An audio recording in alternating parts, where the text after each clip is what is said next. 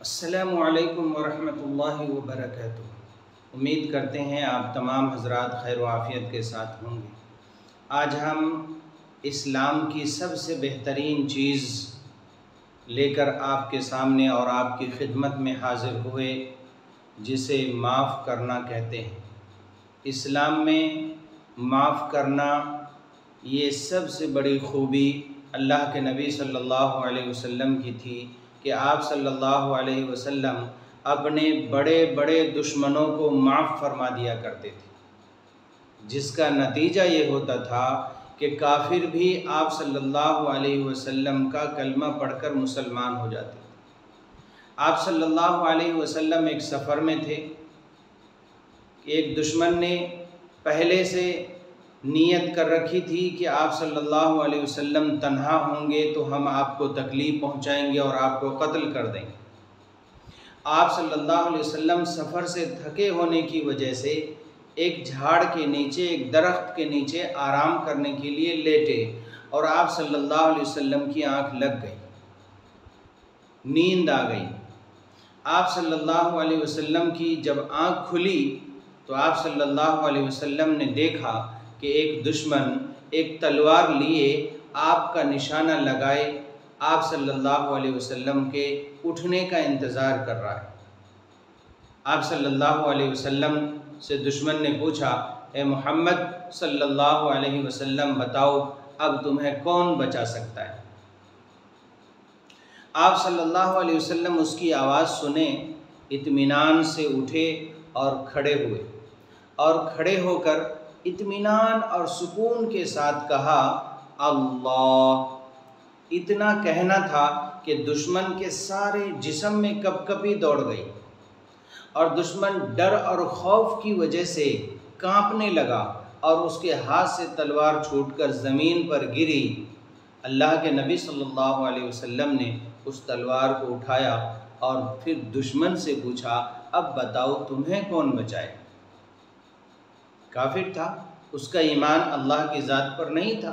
اس نے کہا، یا رسول اللہ آپ ہی مجھے بچا سکتے ہیں اور آپ مجھے بخش سکتے ہیں۔ آپ صلی اللہ علیہ وسلم نے ارشاد فرمایا، جاؤ میں نے تمہیں معاف کیا، میں نے تمہیں معاف کیا۔ اتنا کہنا تھا کہ جان کا دشمن وہ کافر کہتا ہے، یا رسول اللہ ہمیں کلمہ پڑھا کر مسلمان کر لیجیے۔ آپ صلی اللہ علیہ وسلم نے پوچھا اس کی وجہ؟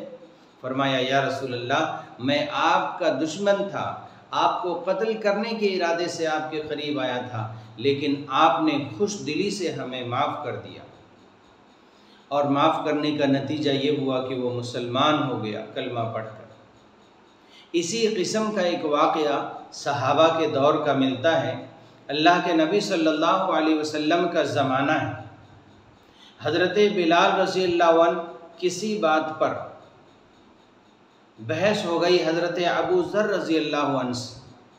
حضرت بلال رضی اللہ عنہ نے حضرت ابو ذر رضی اللہ عنہ کی بات کا جواب دیا، تو حضرت ابو ذر رضی اللہ عنہ کہنے لگے کہ اے کالی کلوٹی ماں کے بیٹے، کیا تم اب مجھے سکھاؤ گے کہ مجھے کیا کرنا چاہیے اور کیا نہیں کرنا چاہیے؟ جب ماں کی نسبت کی حضرت ابو ذر رضی اللہ عنہ نے بلال رضی اللہ عنہ کو، تو حضرت بلال رضی اللہ عنہ کو بڑا غصہ آیا اور بڑی تکلیف ہوئی اور آپ کا دل دکھا۔ حضرت بلال رضی اللہ عنہ کہنے لگے، خدا کی قسم میں یہ بات محمد رسول اللہ صلی اللہ علیہ وسلم کی عدالت میں لے جاؤں گا اور انصاف چاہوں گا۔ حضرت بلال رضی اللہ عنہ نے اپنی یہ بات، اپنی یہ تکلیف حضرت محمد رسول اللہ صلی اللہ علیہ وسلم کی مجلس میں اٹھائے اور کہا، یا رسول اللہ ابو ذر نے آج مجھے ایسی ایسی باتیں کہیں جس سے میرا دل دکھا ہے۔ اللہ کے نبی صلی اللہ علیہ وسلم نے جب یہ بات سنی تو آپ کے چہرے کا رنگ بدل گیا، آپ پر غصے کے آثار ظاہر ہونے لگے، اور آپ صلی اللہ علیہ وسلم نے ابو ذر رضی اللہ عنہ سے کہا، ابو ذر کیا تمہاری ابھی تک جہالت ختم نہیں ہوئی ہے؟ تم ابھی بھی جہالت کی جیسے زندگی گزار رہے ہو کہ بلال کو تم نے رضی اللہ عنہ اس کی ماں کی عار دلائی ہے، ماں کی طرف سے اسے غصہ دلایا اور اس کو تکلیف پہنچائی ہے۔ حضرت ابو ذر رضی اللہ عنہ نے جب حضور اکرم صلی اللہ علیہ وسلم کی زبان مبارک سے یہ الفاظ سنے تو حضرت ابو ذر کہنے لگے، یا رسول اللہ آپ میری مغفرت کی دعا کر دیجیے، اور مسجد سے باہر روتے ہوئے نکلے، اور مسجد سے باہر جا کر، مسجد نبی سے باہر جا کر حضرت ابو ذر رضی اللہ عنہ زمین پر لیٹ گئے اور اپنے رخسار کو زمین سے لگا دیا اور زور زور سے روتے تھے اور کہتے تھے کہ بلال، جب تک تم اپنا پیر میرے چہرے پر نہیں رکھو گے اس وقت تک میں اپنا چہرہ زمین سے نہیں اٹھاؤں گا۔ حضرت بلال رضی اللہ عنہ حضرت ابو ذر رضی اللہ عنہ کے قریب گئے اور روتے ہوئے ارشاد فرمایا، ابو ذر، میں تمہارے چہرے پر کیسے اپنا پیر رکھ سکتا ہوں کہ جبکہ میں جانتا ہوں کہ ایک خدا کے لیے تم نے اسی چہرے کو اللہ کے سامنے جھکایا ہے۔ ابو ذر کھڑے ہو جاؤ، میں نے تمہیں دل سے معاف کر دیا۔ حضرت ابو ذر رضی اللہ عنہ کھڑے ہوئے اور حضرت بلال رضی اللہ عنہ کو اپنے سینے سے لگایا اور معافی مانگی۔ یہ تاریخ کا سب سے بڑا معافی نامہ ہے۔ اگر آج ہم اس چیز کو اپنی زندگی میں دیکھتے ہیں تو پتہ چلتا ہے کہ صبح سے شام تک ہم نے کتنے لوگوں کا دل توڑا ہے، کتنے لوگوں کو تکلیف پہنچائی ہے، کتنے لوگوں کی بے عزتی کی ہے، کتنے لوگوں کو اپنی زبان سے انسلٹ کیا ہے، کتنے لوگوں کا دل دکھایا ہے، چاہے وہ بھائی ہو، چاہے وہ بہن ہو، چاہے وہ ماں ہو، چاہے وہ باپ ہو، چاہے وہ رشتہ دار ہو، چاہے وہ پڑوسی ہو، چاہے کوئی اور ہو، چاہے مسلمان ہو یا غیر ہو، ہم نے کتنے لوگوں کو اپنی بات سے تکلیف پہنچائی ہے۔ کیا ہمیں اندازہ ہے کہ ہم نے اپنی زبان سے اپنے بھائی کا دل دکھایا، اپنی زبان سے کسی کا انسلٹ کیا، کسی کی بے عزتی کی، ماں باپ کو تکلیف دی، ماں باپ کے سامنے زور سے باتیں کی، ان کا دل دکھایا؟ ہمیں اس بات کا خیال نہیں۔ ہم کتنے لوگوں سے معافی مانگیں گے؟ آئے دن ہم اپنی زبان سے، اپنے رہن سہن سے، اپنے ہاتھ سے، اپنی طاقت سے کتنے لوگوں کا دل دکھاتے ہیں۔ کوئی بھی انسان کسی انسان کا دل دکھا کر وہ اللہ کے ہاں مقبول نہیں بن سکتا، وہ اللہ کا قرب حاصل نہیں کر سکتا۔ لہٰذا ہمیں اور آپ کو صحابہ کے طرز زندگی پر عمل کرنا چاہیے۔ ہمیں اور آپ کو، چاہے وہ سامعین سننے والی بہن ہو، چاہے وہ مرد حضرات بھائی ہوں، اپنی زبان سے کسی کو تکلیف نہ دیں۔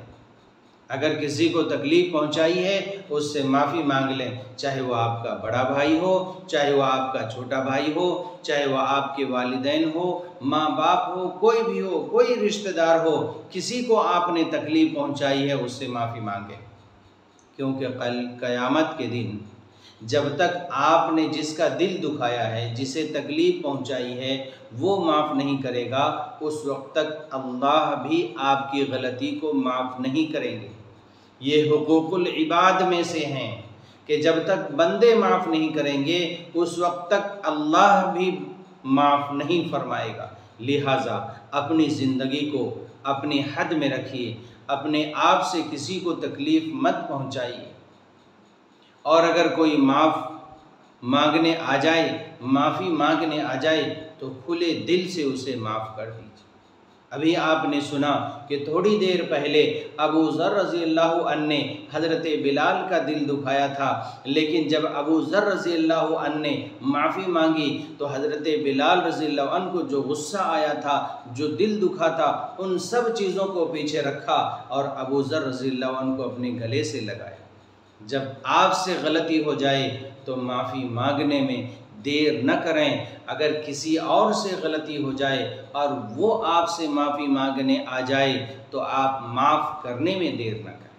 اللہ تعالیٰ میرے لیے، آپ کے لیے، تمام مسلمانوں کے لیے، تمام امت مسلمہ کے لیے ایسی زندگی گزارنا نصیب فرمائے جس سے کسی کو تکلیف نہ پہنچتی۔